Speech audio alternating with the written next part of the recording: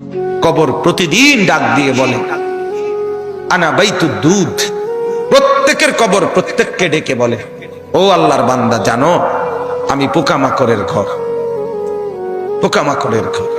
তুমি তো সেই বান্দা যে একটা মশা কানের পাশ দিয়ে উড়ে গেলে তোমার ঘুম বন্ধ হয়ে যায়, চোখ মিলে যায়। একটা মশার গুনগুন আওয়াজ সহ্য করতে পারো না। একবার কয়েল, একবার অ্যারোসোল, একবার মশারি, এরপরও তুমি চাও যে একটা মশাও যেন আমার কানের কাছে গুনগুন না করে। তো 5 ঘন্টার ঘুমের জন্য, 6 ঘন্টার ঘুমের জন্য বান্দা এই যত্ন নিলা, অনন্তকাল কিংবা বছরের পর বছর কবরের যে ঘুম দিবা, পড়ে থাকবা সেই ঘরে, পোকা মাকড়ের ঘর, সেই ঘরে তুমি ঘুমাইবা কেমনে, থাকবা? আমার বাপ, আমি থাকবো কিভাবে? আমি থাকবো কিভাবে বলে? ভাবেন, আমিও ভাবি, আপনিও ভাবেন। ওসিকুম ওয়া ইয়া, আপনাকেও বলছি, আমাকেও বলছি। এই এখন ঘরে গেলে আমরা সবাই ল্যাপ আর কম্বলের নিচেই তো শুয়ে যাব বাপ। কিন্তু একবার ভাবেন তো, যার মা কবরে, মার কবরে ল্যাপ কম্বল আছে কিনা? যার বাপ কবরে আছে এই মুহূর্তে, বাপ আপনি ভাবেন তো। আমার এক পরিচিত মানুষ একতলা বাড়ি করছে ঢাকা, 4.5 কোটি টাকা খরচ করে, শুধু একতলার মধ্যে খরচ করছে। কিছুদিন আগে ইন্তেকাল করছে। ছেলেরা, তার গ্রামে জানাজা হবে পরের দিন দুপুরে। সন্তানরা ওই শেষ রাতটা হাসপাতাল থেকে লাশটা বাড়িতে আনে নাই, ওই 4.5 কোটি টাকার বিল্ডিং এ রাখে নাই, হাসপাতালেই রেখে দিছে। পরের দিন ওইখান থেকে অ্যাম্বুলেন্সে করে এরপরে গ্রামের বাড়িতে নিয়ে দাফন কাফন করে দিছে।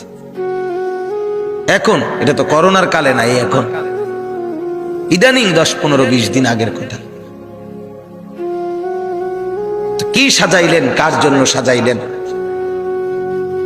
কি বুঝলেন, কি ভাবলেন? আপনি ভাবেন। এজন্য কবর প্রতিদিন বলে, বান্দা তুমি কেমনে থাকবা? অগণিত পোকা মাকড়, অগণিত পোকা মাকড় তোমাকে ঘিরে ধরবে, কেমনে থাকবে? কবর বলে আনা বাইতুল ওয়াহদা, আমি একাকী ঘর, একাকী ঘর। ও আল্লাহর বান্দা, আমি একাকী, ডানে বামে কাউকে পাবা না। পৃথিবীর সবচেয়ে বড় যন্ত্রণার নাম হলো একাকিত্বের যন্ত্রণা, একাকিত্ব। পৃথিবীর সব সম্পদ যদি কারো ঘরে থাকে, সুখের উপকরণ থাকে, কিন্তু স্ত্রী নাই, ছেলে মেয়ে নাই, আপনজন কেউ নাই, ওই ব্যক্তি একাকিত্বের যন্ত্রণার সামনে গোটা পৃথিবীটার সব উপকরণ তার সামনে তুচ্ছ।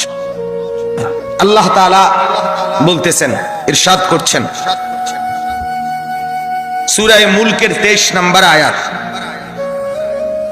কুল হুয়াল্লাযী আনশাআকুম। আল্লাহ তাআলা আমাদের প্রিয় নবী সাল্লাল্লাহু আলাইহি ওয়াসাল্লামকে লক্ষ্য করে বলেন, নবী আমার, বন্ধু আমার, আপনি বলে দেন। কাকে বলবেন? আপনার উম্মতকে, আমার বান্দাকে। এরা আপনারও উম্মত, এরা আমারও বান্দা। আমি তো আপনার কাছে নাজিল করে বললামই, এবার আপনিও বলে দেন যে আপনারও কথা এটা। তো যখন আপনার বান্দা, আমার বান্দা বুঝবে যে এই কথাটা আল্লাহরও কথা, আমার রসুলেরও কথা, তো এরপরে তার আর প্রত্যাখ্যান করার সাহস হবে না, হিম্মত হবে না। কারণ আমি প্রত্যাখ্যান করব কেন? আমি মুসলমান, আমি মুমিন, আমি আল্লাহর কথা ফিরিয়ে দেই কিভাবে? আমি রাসূলুল্লাহ সাল্লাল্লাহু আলাইহি সাল্লামের কথা ফিরাইয়া দেই কিভাবে? আর ফিরাইয়া দিলে আমি মুমিন থাকি কিভাবে? কথা বলেন বাপ। এই পৃথিবীতে ইনসাফের দাবি, বিবেকের দাবি, আমরা যারা মুসলমান পরিচয় দেই, আমাদের জিন্দেগীর সবচেয়ে বড় দাবি হলো আমাদের জন্য উচিত আল্লাহ এবং তার রাসূলের কথাকে গ্রহণ করা। কিন্তু বড় আফসোসের ব্যাপার হলো আমি আপনি সবাই সবচেয়ে বেশি প্রত্যাখ্যান করি আল্লাহ এবং রাসূলের কথা। সামান্য থেকে সামান্য ব্যক্তির কথাও এক ডাক্তার বলে দিছে বাঁচতে হলে আর কোনোদিন মিষ্টি খাওয়া যাবে না, 30 বছরের জন্য মিষ্টি খাওয়া ছেড়ে দিছে। এক ডাক্তার বলে দিছে বাঁচতে হলে আর চিনি দিয়ে চা খাওয়া যাবে না, আজীবনের জন্য ছেড়ে দিছে। আমাকে বাঁচতে হবে। তাহলে আপনাকে যদি শুধু হায়াতে বাঁচতে হয়, আপনাকে তো জাহান্নাম থেকেও বাঁচতে হবে। কথা বলেন না কেন? দুনিয়াতে যেরকম আপনি চাচ্ছেন আমাকে বাঁচতেই হবে, অতএব কষ্ট হলেও মিষ্টি খানা ছেড়ে দিলাম, চিনি খাওয়া ছেড়ে দিলাম, তা আপনি কষ্ট হলেও আপনাকে তো জাহান্নামের আগুন থেকেও বাঁচতে হবে বাপ। তো সেই জাহান্নামের আগুন থেকে বাঁচতে হলে আল্লাহ এবং তার রসুলের নিষেধগুলোও তো ছেড়ে দেওয়া উচিত, গুনাহ তো ছেড়ে দেওয়া উচিত বাপ। আফসোসের বিষয়, একই ব্যক্তি নিজের এই সাইড বোঝে, ওই সাইড বোঝে না। এটা কি বোকা? এটা তো বোকা ছাড়া আর কিছু না বাপ। আল্লাহ তাআলা বলেন, বান্দা তোমরা তো ভালোই বুঝেছ দুনিয়ার জীবনের উপরের অংশ, কিন্তু তোমরা ভুলে তো গেছো তোমাদের আখিরাত। আখিরাত আমি বলি অনেক সময় উদাহরণ দিয়ে, এই যে এই কাগজটা 4 কালারের, এটার এই পৃষ্ঠাটার মধ্যে দেখেন তো অনেক ডিজাইন করছে, অনেক ডিজাইন, 4 কালারের ডিজাইন, চমৎকার করে এই পিঠ সাজাইছে। কিন্তু এই পিঠ খালি, এই পিঠেতে কোনো কিছুই না, সাজগোজ। তো আল্লাহ তাআলা যেন বলছে, বান্দা মাটির উপরে তোমার যেই ঘর, সেই ঘর তো খুব সুন্দরভাবে সাজাইলা, ইট বালু সিমেন্ট, ময়মনসিংহ থেকে বালু আনছো, সিলেট থেকে পাথর আনছো, 1 নাম্বার ইট 1 নাম্বার বালু, এরপরে টাইলস, এরপরে খাট পালং sofa furniture, fridge AC, dining table, চায়ের কাপ, কাচের প্লেট, লবণের বাটি, অত্যাধুনিক সাজে পুরা ঘরটা সুন্দর করে সাজিয়েছ। বান্দা এই পিঠ তো খুব সাজাইলা, তো তুমি কি জানো মাটির নিচে তোমার আরেকটা ঘর আছে, সেই ঘরের নাম তো কবর। আমার বান্দা, আল্লাহ যেন বলছে, আমার বান্দা মাটির নিচের ওই ঘর, সে ঘর সাজাইবা না, সেটাও তো তোমারই ঘর। কি ভাই, শেষ বেলায় আমার বাপ, আমার ভাই, আমার বন্ধু, রাত অনেক হয়েছে, আমি ইচ্ছে থাকলেও লম্বা করতে পারবো না ভাই, আমারও ফিরে যাইতে হবে, কুমিল্লা ক্যান্টনমেন্ট যাইতে হবে। আমি আজকে গত শুক্রবারে বের হয়েছি, এখনো পথে পথে আছি, বাসায় যাই নাই, আজকে 5-6 দিন। তো আমি বলতে চাচ্ছি আপনাকে এই কথা, মাটির নিচের ওই ঘর, সেটা আপনারই ঘর, সেটা আমারই ঘর বাপ। সে ঘর সাজাবেন না, সে ঘরে এভাবে ভুলে গেলেন, এভাবে ভুলে গেলেন।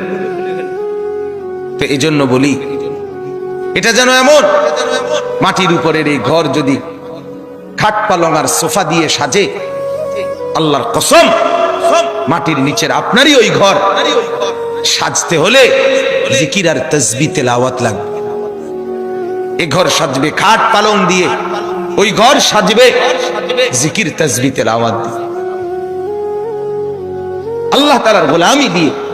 প্রতিটা সেজদা ওই ঘর সাজিয়ে দেবে, প্রতিটা জিকির ওই ঘর সাজিয়ে দেবে, প্রত্যেকটা বন্দেগী আপনার কবরের ঘর সাজিয়ে দেবে। কবর প্রতিদিন ডাক দিয়ে বলে, আনা বাইতুদ দুধ।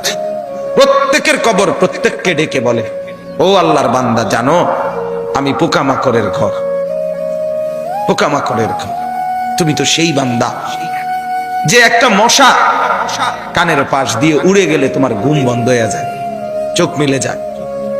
একটা মশার গুনগুন আওয়াজ সহ্য করতে পারো না, একবার কয়েল, একবার অ্যারোসোল, একবার মশারি, এরপরেও তুমি চাও যে একটা মশাও যেন আমার কানের কাছে গুনগুন না করে।